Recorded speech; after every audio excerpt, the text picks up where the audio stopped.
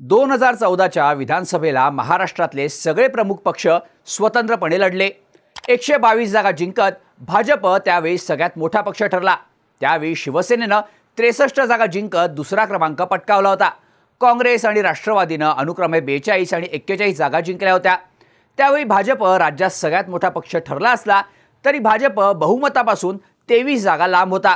शिवसेना काही युतीत यायला तयार नव्हती आणि भाजपला विरोध म्हणून सेना काही दिवसांसाठी विरोधात बसली। अशा वेळी राज्यात स्थिर सरकार असावं म्हणून शरद पवारांनी भाजपला बाहेरून पाठिंबा दिला। पण शरद पवारांचा पडद्यामागील डाव काही वेगळाच असल्याचं बोललं गेलं।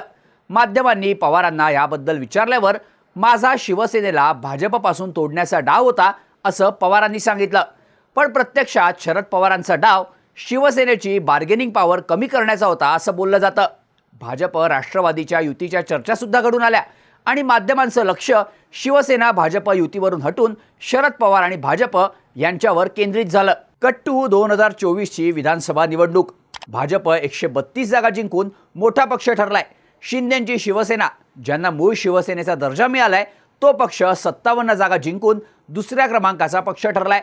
पण माध्यमांमध्ये चर्चा सुरू आहेत शरद पवार आणि भाजप एकत्र येण्याच्या। पण या सगळ्या चर्चा शिंदेंची बार्गेनिंग पॉवर कमी करण्यासाठी केल्या जात नाहीत ना असा प्रश्न आता विचारला जातोय। पवार आणि भाजप 2014चा तो जुना डाव तर खेळत नाहीयेत ना अशी शंका उपस्थित होते। आणि तसं असेल तर भाजपच्या डावात शिंदे अडकणार का पाहूयात या व्हिडिओमधून। नमस्कार, मी शार्दूल आणि तुम्ही बघताय बोलभिडू। पवार आणि भाजपच्या डावात शिंदे अडकणार का हे पाहण्याआधी मागच्या काही दिवसात झालेल्या घडामोडी पाहाव्या लागतात। मुख्यमंत्री पदाचा दावा सोडल्यावर गृहमंत्री पदासाठी शिंदे अडून बसल्याच्या बातम्या आल्या। पण भाजपकडून शिंदेंची समजूत काढण्यात आली आणि एकनाथ शिंदेंनी उपमुख्यमंत्री पदाची शपथ घेतली। त्यानंतर एकनाथ शिंदे हळूहळू बातम्यांमधून दूर व्हायला लागले, कारण त्यांना उपमुख्यमंत्री पदाची शपथ देऊन भाजपनं अपेक्षित ते साध्य केल्याचं बोललं गेलं। पुढे अजित पवार आणि शरद पवार एकत्र येतील का अशी ही चर्चा रंगली। यात 12 डिसेंबरला शरद पवारांच्या वाढदिवसाच्या निमित्तानं अजित पवार सहकुटुंब शरद पवारांच्या भेटीला गेले। यामुळे पवार कुटुंबाच्या परत एकत्र येण्याच्या चर्चांना उधाण आलं। त्यात अजून एक गोष्ट झाली ती शरद पवार आणि अमित शहा यांची भेट होणार असल्याच्या बातम्या आल्या। त्यामुळे सगळ्या बातम्या भाजप शरद पवार आणि अजित पवारांभोवती फिरत असताना शिंदे नाराज आहेत, त्यांच्या मुख्य नेत्यांची मंत्रिपदं कापली जाणार या चर्चा मागे पडल्या। त्यामुळेच या सगळ्या चर्चा घडवून आणण्यामागं भाजप आणि पवारांचा हात तर नाही ना। या सगळ्या चर्चा घडवून भाजप आणि शरद पवार जुना डाव खेळून शिंदेंचं राजकीय मूल्य कमी करतायत का असे प्रश्न निर्माण झाले। असं म्हणण्याचं पहिलं कारण म्हणजे दोघांचा असणारा इतिहास। शरद पवार आणि भाजप दोघंही आपल्या विरोधकांना कात्रीत पकडतात हे वारंवार दिसून आलंय। त्यासाठी प्रसंगी आपल्याच राजकीय मित्राभोवती संशयाचं वातावरण ते निर्माण करतात। भाजप आणि शिंदेंची कितीही मैत्री असली तरी गेल्या 2.5 वर्षात शिंदे भाजपला जड गेलेत हे मान्य करावं लागतं। याआधी प्रशासन चालवण्याचा कसलाही अनुभव नसताना शिंदेंनी 2.5 वर्षात लोकांमध्ये कॉमन मॅन मुख्यमंत्री म्हणून आपली प्रतिमा निर्माण केली आहे। शिंदेंच्या नेतृत्वात लढणाऱ्या महायुतीला विधानसभेत 237 इतकं प्रचंड बहुमत मिळालं। शिंदेंचा वाढत जाणारा हा राजकीय ग्राफ भाजपचं टेन्शन वाढवणारा असू शकतो। केंद्रीय गृहमंत्री अमित शहांनी भाजप 2029ला स्वबळावर सत्तेत येईल असं विधान केलं होतं। अच्छा, शिंदेंनी आपली ताकद वाढवल्यास भविष्यात भाजपसाठी शिंदे अडचणीचे ठरू शकतात। त्यात ठाकरेंनी हिंदुत्व सोडल्याचा प्रचार करून शिंदेंची शिवसेना आपली हिंदुत्ववादी इमेज मोठी करताना दिसते। त्यामुळे शिंदेंच्या मागे एक हिंदुत्ववादी वोट बँक आहे जी भाजपसाठी अडचणीचा विषय ठरू शकते। आपल्याशिवाय दुसऱ्यानं हिंदुत्वाची पताका खांद्यावर घ्यावी असं भाजपला सध्या तरी वाटत नाही।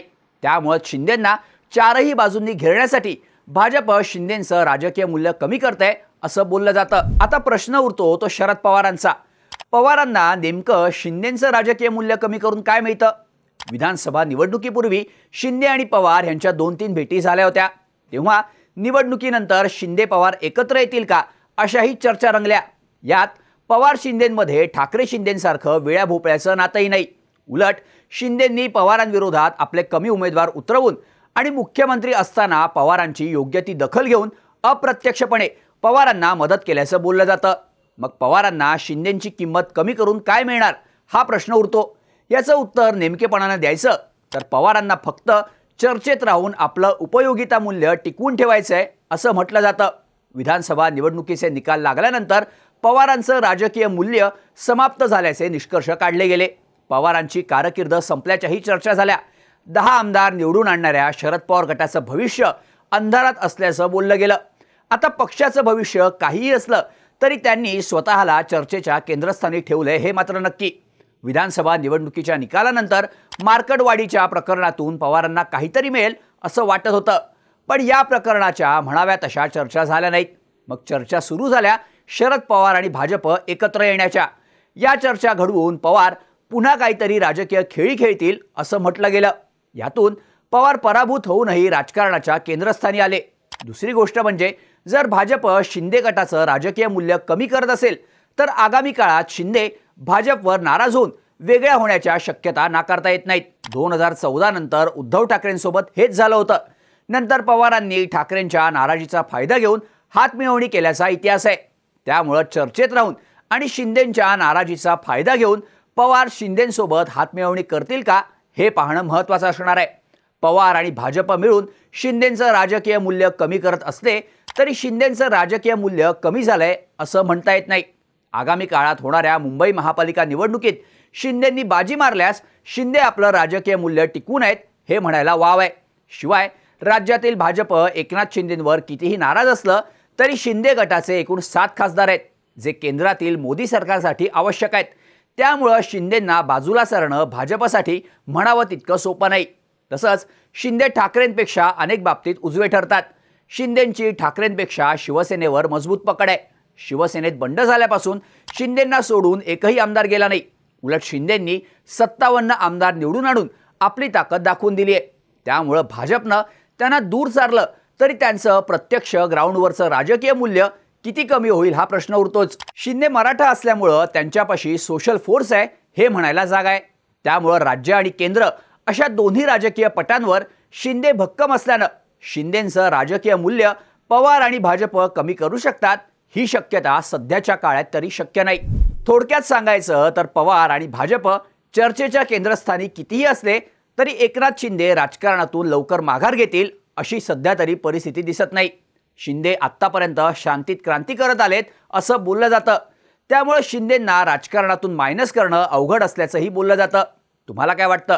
शरद पवार आणि भाजप एकत्र येण्याच्या चर्चा घडवून खरंच शिंदेंना चेकमेट करण्याचा प्रयत्न करतायत का? शिंदे यात अडकतील की डाव उधळून लावतील?